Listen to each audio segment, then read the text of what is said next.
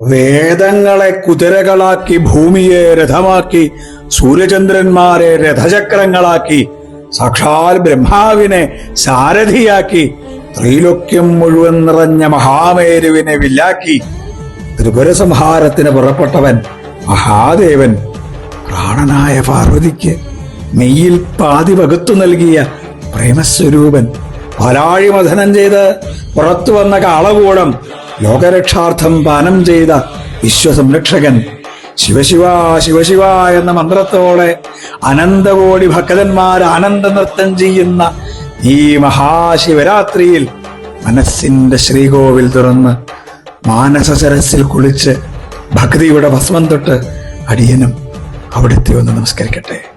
Krishna Guruvayur.